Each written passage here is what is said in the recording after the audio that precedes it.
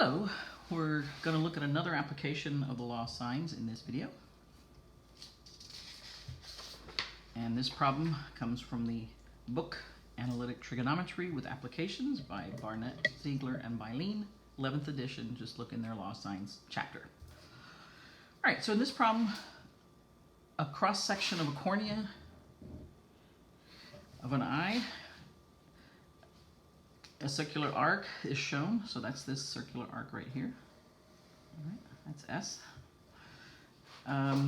With the information given, find the radius of the arc, R, and the length of the arc, S. Okay. Now, so again, as usual, I would pause the video and see how far I could get on this, right, just to see, and then we're going to go over it. On this one, the triangle they've drawn in here is right here because of this straight line here. What we do know, if we're going to start labeling this, is that these two angles are actually the same. So think about why those two angles are the same, how I know that. So pause the video on that. And I'll tell you what happens is, in this, let me draw it here.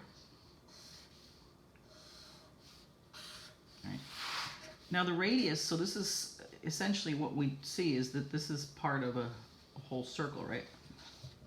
I'm not sure if I'll draw it as accurately as I wish, but where this is a central angle, this is 63.2 degrees, and so you have the radius is the same going in any direction, right? And they tell me this is 10.2 millimeters. So this is, and what I want to know is this part S, right? Part arc length of the entire circle. All right, so the way I know that these angles, let me put a different color, are the same, almost looks like the same as the blue, is that this side forms the radius, and then this side here forms the radius also, so they must be the same angles since they form sides of the same length, okay? So what that means is I could go ahead and say, well, I can find these angles, right? So how do I do that? I say 180 degrees minus the angle that's given, 63.2 degrees, is 116.8 degrees. But I'm now going to what? Divide that by 2, because I know these two, right? The sum of all three are 180. When I subtract this one out, that leaves me with these two angles. But I know they're the same, so I'm going to divide them in half. And when I do, I get 58.4 degrees. Okay? So now I know this is 58.4 degrees, and this is also 58.4 degrees. Okay? Now, let's say I want to go ahead now and find the radius, and then once I know the radius, I can find the arc length. So if I want to find the radius, this is not a right triangle, so I can't use any right triangle trigonometry, but what I can do is go ahead and use the law of sines and say, well, this angle forms this side as this angle forms that side. So let's go ahead and do that. So I can say the radius is formed by sine of 58.4 degrees as, and then I can say this 10.2 side is formed by the sine of 63.2 degrees. Okay? And now I can just multiply both sides by sine of 58.4.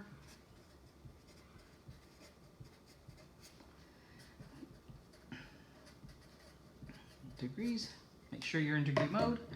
These cancel out, so R is now 10.2 times sine of 58.4 degrees divided by sine 63.2 degrees. And when you do all that, you'll get 9.73, and this is all in millimeters, so millimeters. Okay? So that's your radius. So now we know this is 9.73 millimeters. Okay. By the way, it's common, this is just a little aside, it's common when they give you a radius that it's obviously the same distance in every direction, but sometimes people forget that, and it's good to label the radius however many times it is, right? 9.73 millimeters. All right, now I want to find the arc length, and I can actually do that a couple of different ways. So let me set up each one, you can see it.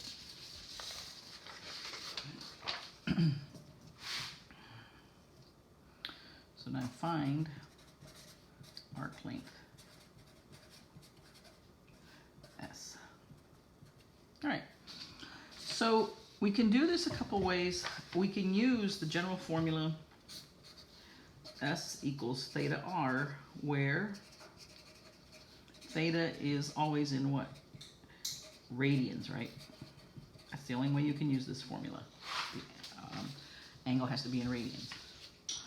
Or you could do this where you say, well, a partial arc length is to the circumference as a partial rotation is to the full rotation, right? You can do either one. So we'll start here. All right, so let's look at our picture again. So there's my central angle, 63.2 degrees. That's associated with this arc length. But I need to change it into radians. So S is going to be 63.2 degrees, but I want to change that into radians. And you can either do, you have to have degrees in the denominator so the degrees cancel out. You can either do 180 is to pi or 360 is to 2 pi, right? I'm going to go ahead and do the 180 degrees is to pi, but again, remember, you can double each one, same thing. And then we know that our radius is 9.73 millimeters.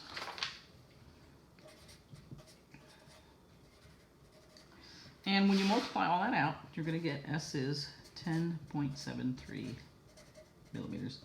And of course, this is rolling out to the first decimals, so we're going to say 10.7 millimeters. Okay. So that's one way of doing it. So let's look at the other way of doing it. So the other way of doing it, I'm trying to find arc length.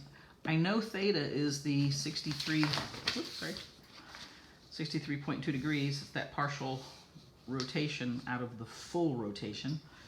But now I also want to know this partial arc length as it is to the full arc length, if you will, which is the circumference. So I have to find the circumference. So the circumference is 2 pi r. So that's 2 pi, and then the radius is 9.73.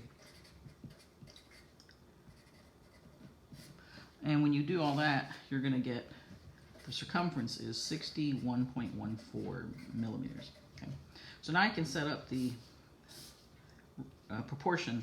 The arc length I'm looking for out of a total of 61.14 millimeters is 63.2 degrees as it is to the total rotation of 360 degrees.